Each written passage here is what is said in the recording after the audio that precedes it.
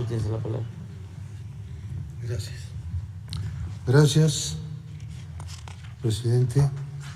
Siguiendo entonces los comentarios que ha habido recientemente, como ustedes saben, ya lo ha dicho el presidente hace un momento, el gobierno de México recurrió a una demanda pidiendo que el dinero que se lo llevaron, cobrando contratos, por centenares de millones de dólares, pueda volver. Y la única forma que tenemos es yendo a un juzgado y presentando la demanda, que fue lo que se presentó.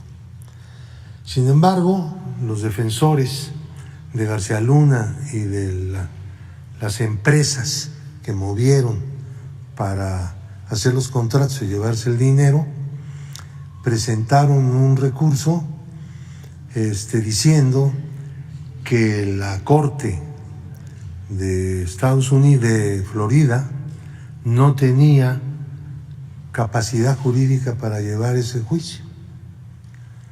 Y esto hizo que el juicio se suspendiera mientras se resolvía pues ese incidente en otro tribunal. Pues ese otro tribunal ya resolvió, y queremos decirles que ya no tienen recurso. Es definitivo, ya es inatacable. El juicio para la devolución de los recursos de México por parte de esta trama de corrupción se va a llevar a cabo. Habrá juicio, sin duda alguna. Viene el momento en el que pues el juez les va a exigir a los demandados que presenten una respuesta a las pretensiones del gobierno de México.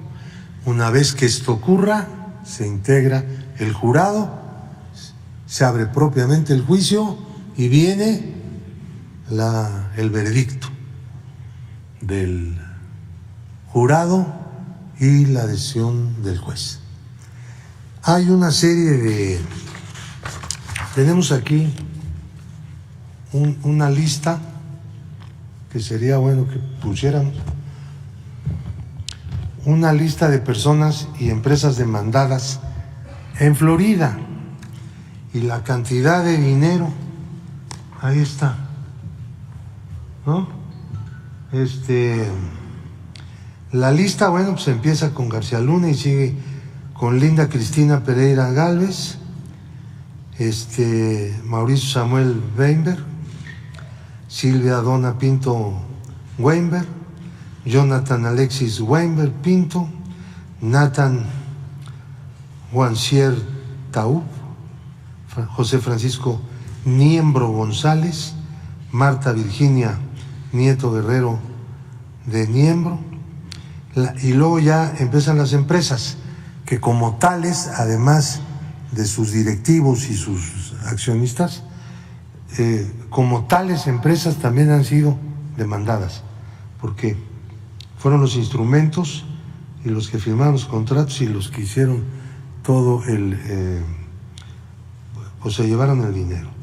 Numbac Technologies, Gould Holding, GLAC Security Consulting Technology, Risk Management, y esta GLAC es propiedad personal de Genaro García Luna y de su esposa. Y estos hicieron varias actividades dentro de la trama corrupta, pero una que destaca mucho, le cobraron a la Procuraduría General de la Ciudad de México más de 26 millones de un supuesto adeudo que tenía con ellos, pero no hay papeles, nunca hubo adeudo, nunca nada, y simplemente llegaron y cobraron y se fueron, así como llegar a una ventanilla y recibir dinero. Eso lo hacían en muchísimos casos. Así es como operaba. Esta situación es emblemático, esto que estamos viendo. Aquí hay un total de 645.966.199 dólares. Multiplíquenlo por 17 y pico. Se están haciendo menos pesos porque ya nos urge entonces rescatar todo lo que se pueda de esos dólares. Y 315.266.667 pesos. Esta tabla está dividida en dos partes y eso requiere un comentario. Del 1 al 5 fueron operaciones hechas durante el periodo de gobierno de Felipe Calderón, por un total de 225.212.906 dólares. Y la segunda parte, en el periodo de gobierno de Enrique Peña Nieto, que fueron 420.753.293 dólares y 315.266.667 pesos. Es transseccional esta trama de García Luna. No se quedó en el tiempo en que él fue secretario de Seguridad Pública. Siguieron operando con el nuevo gobierno.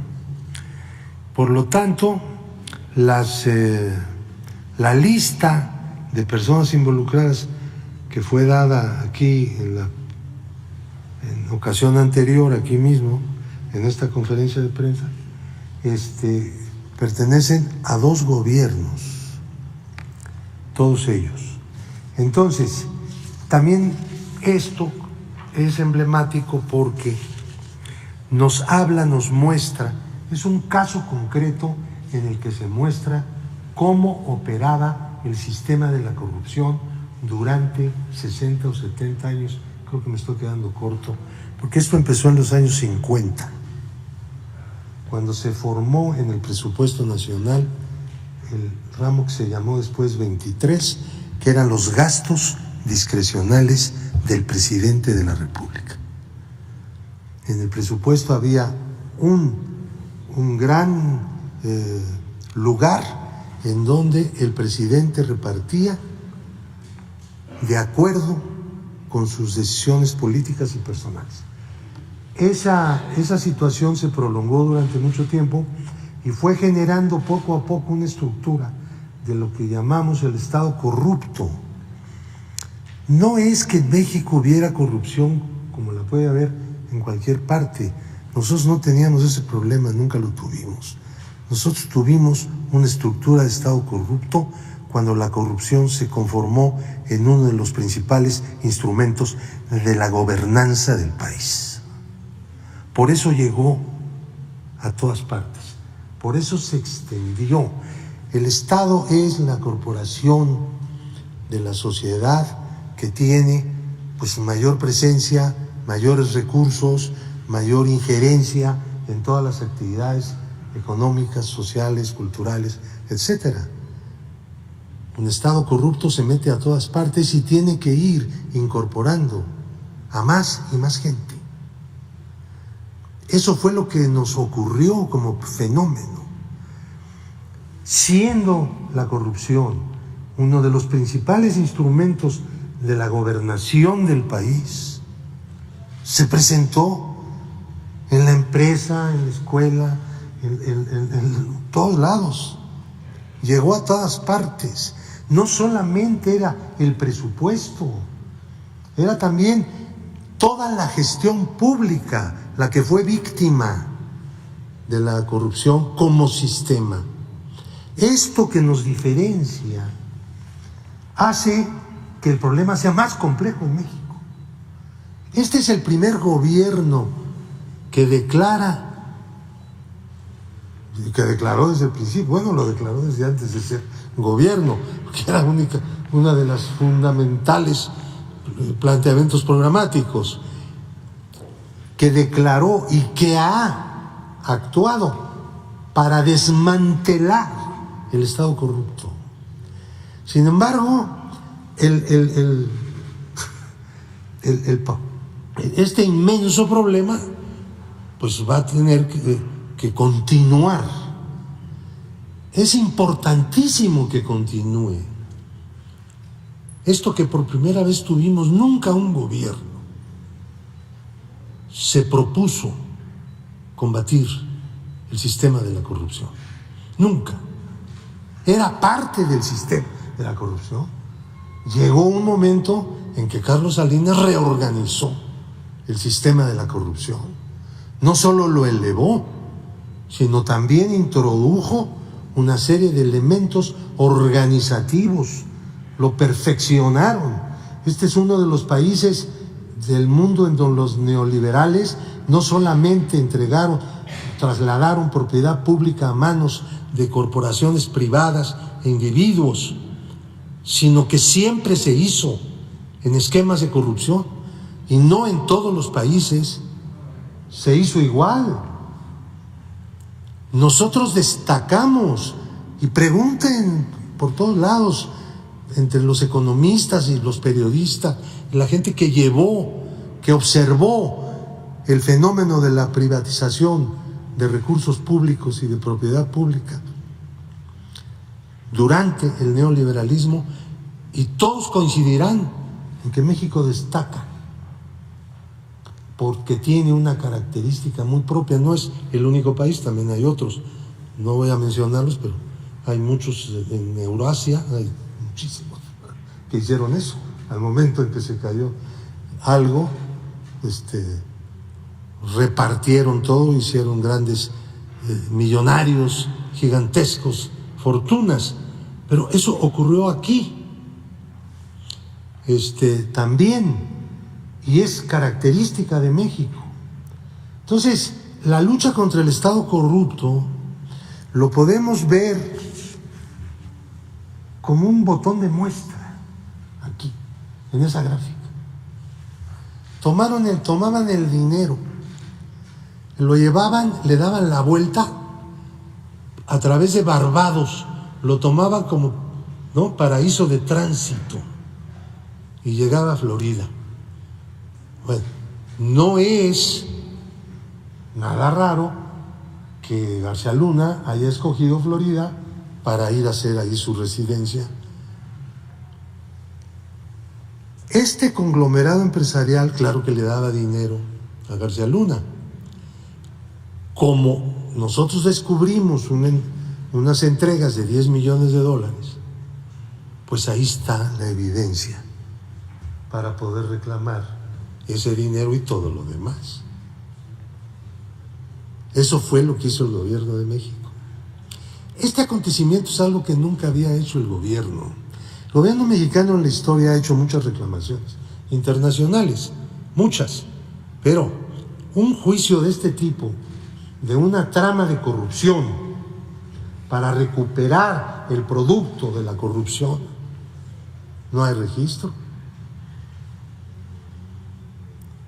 Porque esta es una característica nueva que está teniendo ya México.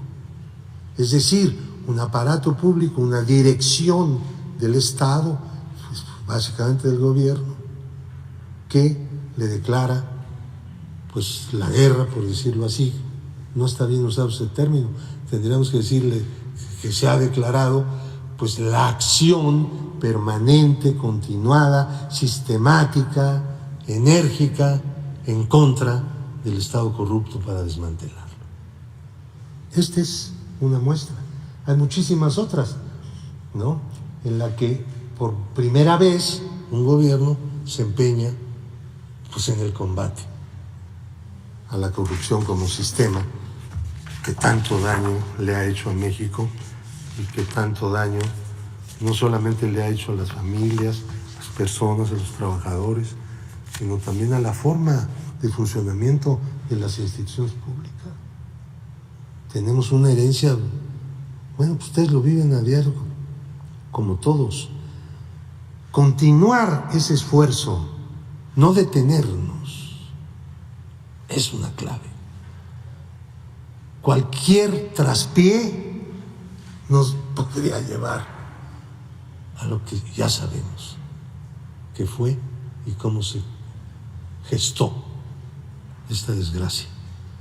Le llamamos a algunos estado corrupto, se oye horrible, pues eso es.